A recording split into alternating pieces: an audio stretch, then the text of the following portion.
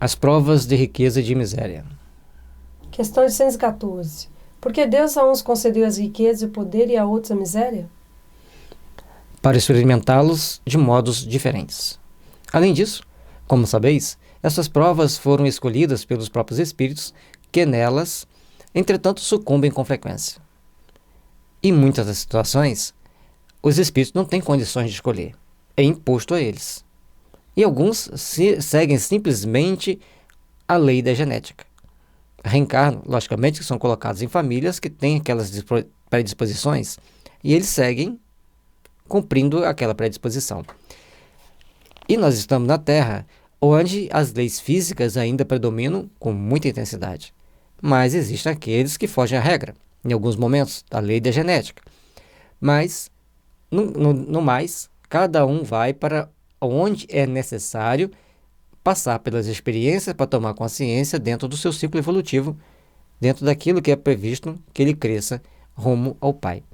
Todos nós, então, temos que ficar atentos e procurarmos trabalhar dia a dia para nos melhorarmos, para nos tornarmos melhores e cada vez mais voltado a Deus, voltado para o crescimento espiritual. Questão 815. Qual das duas provas é mais terrível para o homem, da desgraça ou da riqueza? São tanto uma quanto outra. A miséria provoca as queixas contra a providência.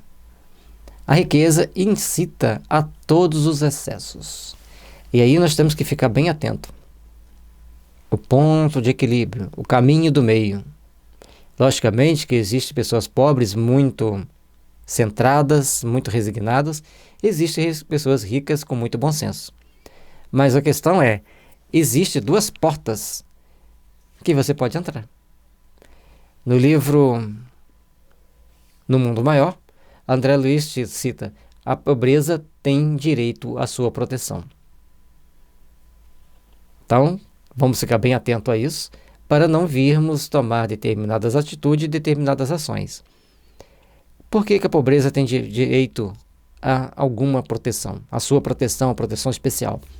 Porque eles estão passando por situações delicadas, por situações difíceis, e aí os espíritos ajudam mais. Tudo isso nós temos que prestar atenção. Certa vez eu fui comprar algumas coisinhas diferentes no supermercado, e uma amiga minha que já desencarnou através de uma intoxicação alimentar, ela desenvolveu uma doença e veio falecer. Ao longo de bastante tempo depois, eu entrei lá, estava olhando assim, ela chegou: não pega nisso, não compre isso. Isso aqui não se vale a pena comprar. Eu falei: mas espera aí, por quê?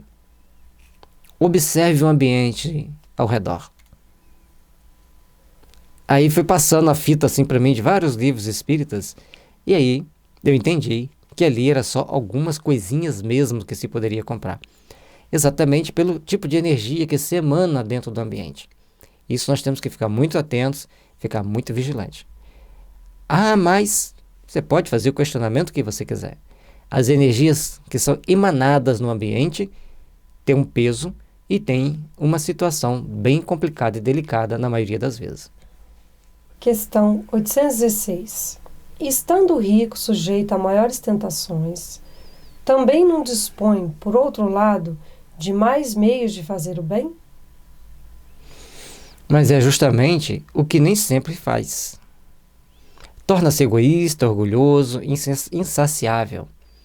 Com a riqueza, suas necessidades aumentam e ele nunca julga possuir o bastante para si unicamente. Então, a pessoa quer sempre mais. Aquilo que é o suficiente para si, ele quer algo mais e algo mais, nunca se sacia. E aí que tem que ter o cuidado, porque também tem pessoas ricas que são comedidos, são moderados, e tem pessoas pobres que são extravasam seus gastos, esbanjam quando tem alguma coisa. Sempre o caminho do meio, sempre o ponto do equilíbrio. Se você tem a riqueza, se você conquistou a riqueza, lembre-se do pobre. Ajude o pobre, trabalha para fazer com que o outro tenha melhor condição de vida. Seja oferecendo emprego, seja oferecendo cestas básicas, que nem tem como as pessoas fazerem, dar emprego para todo mundo. mas tem como oferecer uma cesta básica. E às vezes a gente fala rico, a pessoa pensa uma pessoa muito rica, milionária, mas tem aqueles que podem doar uma cesta básica, tem aquele que pode doar 10, tem aquele que pode doar 20, e tem aquele que só pode doar o trabalho dele. Mas façam o bem. Eduquem-se e façam o bem. A autoposição do homem neste mundo e o ter autoridade sobre os seus semelhantes são provas tão grandes e tão escorregadias como a desgraça. Porque, quanto mais rico e poderoso é ele, tanto mais obrigações tem de cumprir. E tanto mais abundantes são os meios de que dispõe para fazer o bem e o mal. Deus experimenta o pobre pela resignação e o rico pelo emprego que dá aos seus bens e ao seu poder. Todos nós, então, temos os riscos. Assim como o pobre pode ter outras tentações, o rico também vai ter muitas tentações. De todo jeito terão tentações. Cada um a seu turno, cada um a seu jeito, e que nós temos que aprender a sermos resignados perante as leis divinas e colocar como Paulo deixa aos Efésios. E depois a Timóteo também, ele faz a mesma colocação. Administre bem a tua casa. Depois você vai poder assumir outras funções. Se nós levarmos para o lado psicológico, administre bem a sua casa mental. Organize-se mentalmente, estruture-se bem mentalmente e as coisas vão caminhando bem. E aí, o Evangelho, aquele momento que a gente está estudando o Evangelho, é quando nós vamos evangelizar a nossa consciência. Fiquemos atentos para não sermos pegos de surpresa no plano espiritual por termos deixado de fazer aquilo que se faz necessário fazermos. A riqueza e o poder fazem nascer todas as paixões que nos prendem à matéria e nos afasta da perfeição espiritual. Por isso foi que Jesus disse: em verdade vos digo que é mais fácil é passar um camelo pelo fundo de uma agulha do que entrar um rico no reino dos céus. A forma que Jesus falou, de uma forma tão forte, seja o camelo passar debaixo de um buraco que tinha no muro, que parecia um furo de agulha, seja um pelo feito de camelo passar na agulha. De todo jeito, vai dar muito trabalho. Então, quando as pessoas iam passar por um camelo naquele furo da agulha, eles tinham que tirar a carga, fazer o camelo abaixar a cabeça, depois fazer o camelo abaixar a corcova, depois passar a carga. Então dava muito trabalho. Isso uma explicação. A outra, para você pegar aquele fio feito de camelo para passar na agulha para fazer as costuras, também era extremamente trabalhoso. De todas as formas, é muito trabalhoso. Só que, quando ia se passar com o camelo pelo furo da agulha lá no muro da cidade, era para não pagar imposto, então você estava transgredindo a lei. Prestamos bem atenção nas colocações que Jesus faz, porque ele traz para nós situações e condições para pensarmos de uma forma transcendente que, no nosso estado cultural, nós não conseguimos abraçar toda ela. Não parece natural que se escolha as provas menos dolorosas? Pode parecer-vos a vós, ao espírito não. Logo que este se desliga da matéria, cessa toda a ilusão e outra passa a ser a sua maneira de pensar. Por isso, nós temos que conhecer bem essa questão 266 para podermos entender que muitos espíritas, ao verem uma mensagem de um espírito que foi de um jeito aqui na Terra, falam, mas não pode ser do fulano. Não estou dizendo que vai ser do fulano, mas temos que pensar nessa questão aqui. O espírito é quando nós estamos fora da matéria. Na matéria nós somos alma. Por que tem a diferença entre alma e espírito? Exatamente por isso aqui. Como alma, nós queremos ser ricos, nós queremos o conforto, nós queremos isso, queremos aquilo. Como espírito, a gente fala assim, graças a Deus que eu não tive nada disso.